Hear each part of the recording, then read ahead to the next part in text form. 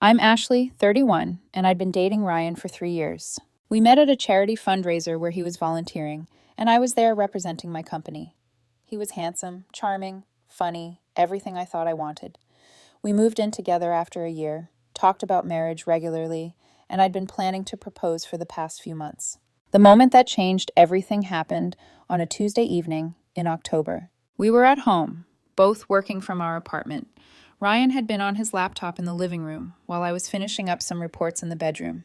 Around 6, I came out to start making dinner and found his phone sitting on the coffee table. The screen lit up with a new message. I wasn't trying to snoop. The phone was just there, face up, and the notification was visible from where I stood. A text from someone named M, with a preview that read, "Once she proposes, I'll finally get what I want." I felt my stomach drop. I picked up the phone, still unlocked, probably from him having just used it, and opened the full conversation. The text went back months. Maria, apparently an ex-girlfriend he'd told me he hadn't spoken to since before we met. That was a lie. They'd been texting regularly, and not just friendly catch-up messages. These were intimate, planning to meet up, talking about their future together, but the worst messages were from the past 2 weeks. Maria, so when's the proposal happening, Ryan? Ryan, soon, I think. She's been acting nervous and secretive. Ryan, I'm pretty sure she bought a ring. Maria, and you're still going through with the plan? Ryan, of course. Once she proposes, I'll finally get what I want. Maria, the financial security? Ryan, the financial security. The nice apartment in my name, too. Everything we talked about. Then I can end it on my terms and move on. Maria, you're sure she won't suspect anything? Ryan, she's completely clueless. Thinks we're this perfect couple. It's almost too easy. I stood there in our living room, holding his phone, reading those messages over and over. My hands were shaking. I heard the bathroom door open. Ryan had been in the shower. I quickly put the phone back exactly where it was and walked into the kitchen like nothing had happened. Ryan came out in his robe, hair wet, smiling. Hey, babe, what are you making for dinner? Pasta, I said, my voice somehow steady. The carbonara you like. Perfect, I'm starving. He grabbed his phone from the coffee table and disappeared into the bedroom to get dressed. I stood at the stove, mechanically cooking pasta, while my mind raced. The man I'd been planning to marry was using me. The proposal I'd been nervous about, the ring I'd spent 2 months' salary on, the future I'd been imagining. Every bit of it was part of some scheme to get what he wanted before leaving me. I'd been so stupid, so completely blind. Over dinner, Ryan talked about his day, about a project at work, about plans for the weekend. I smiled, nodded, responded at the right times. Inside, I was numb. When he leaned over to kiss me after dinner, I kissed him back. When he said he loved me before bed, I said it back. And I started planning. The next morning, I called in sick to work. After Ryan left for his office, I went through everything. His laptop, his emails, his social media messages. I found more conversations with Maria. Evidence of them meeting up, lunches, coffee dates, even a weekend trip he'd told me was a guy's retreat.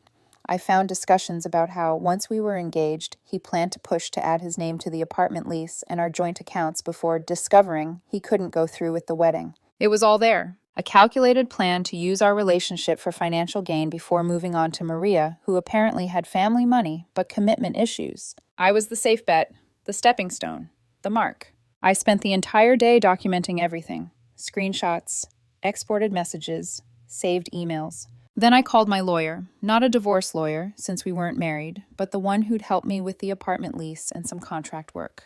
I explained the situation. You need to protect yourself financially, she said. If he's planning to get his name on the apartment and your accounts, you need to lock that down now. And you need evidence in case he tries to claim anything later. We spent 2 hours going over everything. I changed my account passwords, contacted my bank about keeping accounts separate, and talked to my landlord about making sure the lease stayed only in my name. Then I did something else. I went to the jeweler where I'd bought the engagement ring and explained that I needed to return it. They had a strict no-return policy, but when I explained the situation, the owner, an older woman who'd helped me pick out the ring, looked at me with sympathy. Keep the box, she said, handing me the empty velvet case after removing the ring. Sometimes the gesture is more important than what's inside. I didn't understand what she meant then. I do now. For the next week, I acted completely normal. Ryan didn't suspect anything. I came home from work, made dinner, watched TV with him, went to bed beside him. The whole time, I was documenting more evidence and preparing for what I was going to do. Ryan kept hinting about the proposal. Jake from work just got engaged, he'd say. The ring is gorgeous. Or, I saw the cutest proposal video online today. So romantic. Each hint made me more certain I was doing the right thing. On Saturday morning, exactly 1 week after I'd found the messages, I suggested we go to our favorite restaurant that evening. Ryan's eyes lit up. Oh, that sounds perfect. Should I dress up? Yeah, I said. Make it special. He spent all afternoon getting ready. Hairstyled, cologne, a new outfit he'd apparently bought just in case. I watched him prepare for what he thought would be the proposal he'd been waiting for. And I felt nothing. No anger, no sadness. Just a cold determination to end this my way. We got to the restaurant around 7. I'd made reservations at the same corner table where we'd had our first date. Ryan was practically glowing, looking at me with open expectation. We ordered dinner, made small talk. Ryan barely touched his food, too nervous or excited to eat. I ate calmly, taking my time. After dessert arrived, I reached into my jacket pocket and pulled out the ring box. Ryan's face transformed. Pure joy. Convincing if I hadn't known better. I set the box on the table between us. Ryan, I said, we need to talk about our future. He nodded eagerly, reaching for the box. Before you open that, I continued, I want you to know that I've spent 3 years with you. 3 years believing we were building something real. 3 years trusting you. His hand hesitated. Ashley, what? He said softly. Just open it. He picked up the box with slightly shaking hands and opened it. The empty space where a ring should have been echoed in the silence between us. I don't understand, he said quietly. I found the messages with Maria, I said. All of them. I know about the plan. I know you were using me to get financial security before leaving me for her. I know everything. His face went pale, then red, then pale again. Ashley, that's not... I can explain. Don't. I pulled out my phone and showed him screenshots of his own messages. I have copies of everything. Months of conversations. Your entire plan laid out in your own words. People at nearby tables were starting to notice. Ryan leaned forward, voice dropping to a whisper. Please, let's talk about this at home. No, I said. I'm done talking. I'm done being used. I stood up and left cash on the table for the bill. The ring box is yours, I said. Keep it. A reminder of what you almost got away with. I walked out of the restaurant, leaving him sitting there with an empty box in front of him, surrounded by people who had probably thought they were about to witness a proposal and instead saw a public collapse. I drove home, my hands steady on the wheel, my mind eerily calm. When I got to the apartment, I packed Ryan's essentials into 3 suitcases, clothes, toiletries, his laptop bag, only what he'd need for the next few days. Then I called his friend Nicole, now Nick. Nick, I said when he answered, Ryan and I just broke up. He's going to need a place to stay tonight. Can he crash with you? Nick sounded shocked, but didn't hesitate. Yeah, of course. Is he okay? He will be, I said. I'll text you the address. I sent Ryan Nick's address and told him I'd leave his things on the front steps. Ryan showed up around 10 that night. I'd already changed the locks, something my lawyer had advised. 3 suitcases sat neatly outside the door.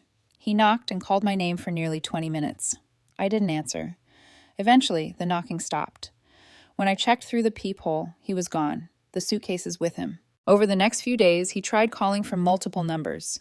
He left voicemails that shifted from apologetic to angry to desperate. Ashley, please, just talk to me. You're blowing this way out of proportion. You can't do this to me. I didn't respond to any of them. My lawyer sent him formal notice that he had 30 days to arrange pickup of his remaining belongings. The real drama started when Maria called me. I'd found her number in Ryan's phone and, in a moment of petty satisfaction, sent her screenshots of all their conversations along with a short message. He's all yours now. Good luck. Asterisk. You had no right to involve me in this, she said when she called, her voice sharp. You were already involved, I replied. You were planning a future with my boyfriend while he was actively using me. That's between you and Ryan. No, I said. It was between the 3 of us, whether I knew it or not. Now I'm out of the equation. Congratulations. You won. There was a pause. I don't want... This isn't... It's not complicated anymore, I said. You wanted him. You got him. She hung up. According to mutual friends, Ryan and Maria tried to make it work for about 2 weeks before it imploded. Turns out, when the plan falls apart and there's no financial security to gain, the entire foundation crumbles. Ryan sent me an email 3 weeks after the restaurant. It was long and rambling, full of excuses and justifications. He claimed the messages were taken out of context, that he was venting to Maria about feeling pressured to get married, that he never meant any of it. "You broke my heart," he wrote. "You humiliated me in public and threw away 3 years over a misunderstanding. I loved you, Ashley. I still love you. You never gave me a chance to explain." I read it once and deleted it. There was nothing to explain. A month later, Ryan came to collect the rest of his things. I arranged for my sister to be there as a witness, just in case. He showed up with Nick and another friend, barely made eye contact with me, and packed up his remaining belongings in silence. Before he left, he stopped at the door. "I hope you're happy," he said. "Not angry, just tired." "I'm not happy," I replied, "but I'm not being used anymore. That's better." "For what it's worth," he said quietly, "I did care about you. It wasn't all fake." "Maybe not all of it," I said, "but enough of it was." He nodded once and left without another word. Through social media, I found out he moved back to his hometown about 2 months later. New job, new apartment, new life. Maria wasn't in the picture anymore. That much was clear. My friends were divided on how I handled everything. Some thought the restaurant scene was too harsh, that I should have broken up with him privately. Others said he'd earned the humiliation, that public consequences for public plans were fair. I don't know if I did the right thing. I know I did the satisfying thing.